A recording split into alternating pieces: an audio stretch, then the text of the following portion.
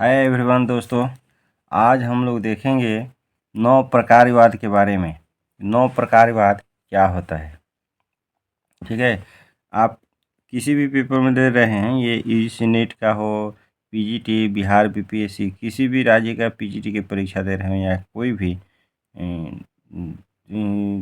PGT का हो और ये आपका आचार्य का हो, तो इसमें यह प्रकारवाद, नौ प्रकारवाद से संबंधित क्वेश्चन आते हैं।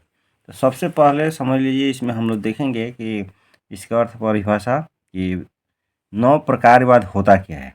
ठीक है, तो देखिए, नौ प्रकारवाद को समझने के लिए सबसे पहले आप क्या समझेंगे, प्रकारवाद के बारे में समझेंगे।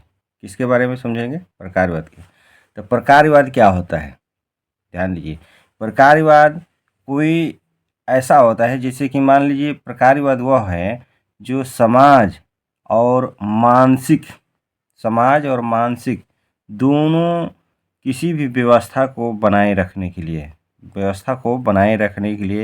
एक साथ मिलकर, ठीक है, एक साथ मिलकर एक समान भूमिकाएं निभाते हैं व्यवस्था को बनाए रखने के लिए। उसको हम लोग क्या कहेंगे? प्रकारवाद कहेंगे। ठीक है, तो कोई भी समाज हो और मानसिक विचारधाराएं हैं, समाज की जो मानसिक विचारधाराएं हैं, और समाज और मनोविज्ञान, एक तरह से कह दीजिए समाज और मनोविज्ञान, यानी कि समाज और समाज के मानसिक विचारधारा, यानी समाज में जो भी लोग रहने वाले हैं, तो सामाजिक संगठन, सामाजिक व्यवस्था को बनाए रखने के लिए एक भूमिका निभाते हैं, व्यवस्था को बनाए रखने के लिए एक भूमिका निभाते हैं। उसको हम लोग क्या कहेंगे? प्रकारवाद कहेंगे। ठीक है, तो समाज या सामाजिक प्रक्रियाएं, भूमिकाएं किसी भी व्यवस्था को बनाए रखने के लिए एक भूमिका निभाते हैं, उसको हम लोग क्या कहेंगे? प्रकारवाद कहेंगे। ठीक है, अब देखिए नौ प्रकारवाद, यानी कि नौ प्रकारवाद। अब उसी प्रकारवाद में कुछ समाजशास्त्री जो हैं उसमें संशोधन कर दिए, तो संशोधन करके जो आगे की प्रक्रिया बढ़ाते हैं। देखिए यहाँ पर नौ प्रकारवाद के संशोधित रूप एवं उसे आगे बढ़ाने की प्रक्रिया नौ प्रकारवाद कहलाता है। ठीक है, अब उसमें कुछ जो है समाजशास्त्री, कुछ विद्वान जो होते हैं उसमें संशोधन कर देते हैं। तो प्रकारवाद को संशोधित रूप एवं उसे आगे बढ़ाने की प्रक्रिया को नौ प्रकारवाद कहा गया है। नौ प्रकारवाद एक स्वतंत्र एवं बहुल वाद उपागम है। अब प्रकारवाद से भी अधिक आगे चलकर नौ प्रकारवाद एक स्वतंत्र है और बहुल उपागम है। ठीक है ना, तो उसमें बहुल उपागम है। और नौ प्रकारवाद की स्थापना विलियम जेम्स 1842 से 1910 के द्वारा किया गया, नौ प्रकारवाद के द्वारा। ठीक है, तो नौ प्रकारवाद की स्थापना विलियम जेम्स के द्वारा किया गया था 1842 से 1910 के। और फिर नौ प्रकारवाद के अगर हम जनक के बारे में देखें, तो जनक कौन होता है नौ प्रकारवाद के? तो देखिए, नौ प्रकारवाद के जनक के रूप में हम लोग नौ प्रकारवाद के जनक के रूप में जेफरी अलेक्जेंडर, अमेरिका के रहने वाले जेफरी अलेक्जेंडर को नाम से, अमेरिका के हैं ये जाना जाता है। परंतु जर्मन में निकलास लोहमान और ब्रिटेन में जे कोहन, इनकी प्रेरणाओं को से नौ प्रकारवाद का जन्म हुआ। यानी कि मुख्य रूप से अगर देखा जाए तो नौ प्रकारवाद के जनक को इसे माना जाता है, जेफरी अलेक्जेंडर को माना जाता है। ठीक है ना, नाम से प्रसिद्ध है, ये अमेरिका के हैं। और उसके बाद जर्मन में हर जगह अलग अलग उसका ये करते हैं, विकास करते हैं। जैसे जर्मन में निकलास लोहमान और ब्रिटेन में जे कोहन, इनकी प्रेरणाओं से नौ प्रकारवाद का जन्म होता है अलग अलग।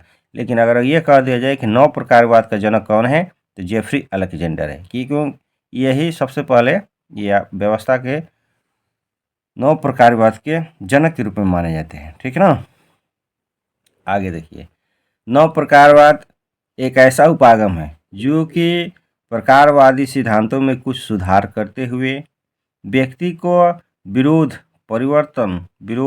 रूढ़िवाद, आदर्शवाद, अनुभविकता जैसे बुराइयों को दूर करने के लिए एक विकल्प प्रस्तुत करता है। ठीक है, अब उसमें जो व्यक्ति का विरोध है, परिवर्तन विरोध है, रूढ़िवादिता है, आदर्शवाद, अनुभविकता, इन सभी को दूर करके जो विकल्प प्रस्तुत करता है वो नव प्रकारवादी के उपागम होता है। ठीक है ना। आगे देखिए, नव प्रकारवाद मान्यता है कि समाज अंतः क्रियाओं से बनता है। नव प्रकारवाद का मानना है क्या है, समाज अंतः क्रियाओं से बनता है, न कि पूर्व आवश्यकताओं से। नव प्रकारवाद है, न कि पूर्व आवश्यकताओं से बनता है। नव प्रकारवाद का मानना है कि व्यक्तिगत क्रियाएं सामाजिक परिवर्तन के लिए जिम्मेदार हैं। व्यक्तिगत क्रियाएं जो है सामाजिक परिवर्तन के लिए क्या है, जिम्मेदार है। देखिए, जेफ्री अलेक्जेंडर, लोहमान, निकोलस कोहेन प्रमुख नव प्रकारवादी माने जाते हैं। इसको याद रखिएगा। इसमें से ऐसे भी क्वेश्चन आ जाता है कि इन विद्वानों में कौन से नव प्रकारवाद की प्रणेता है या कौन से इसमें नव प्रकारवादी हैं। तो ये मुख्य हैं। जो जेफ्री अलेक्जेंडर है क्या है, मुख्य, यही नव प्रकारवाद के जनक माना जाता है। और लोहमान, निकोलस कोहेन इसके प्रमुख नव प्रकारवादी माना जाता है। ठीक है ना।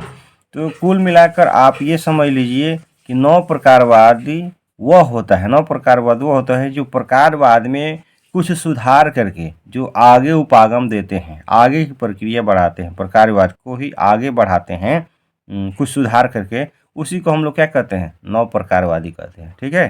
तो प्रकारवाद में जो संशोधन करके आगे की प्रक्रिया लाई गई सिद्धांत में, तो उसको नव प्रकारवाद कहा जाएगा।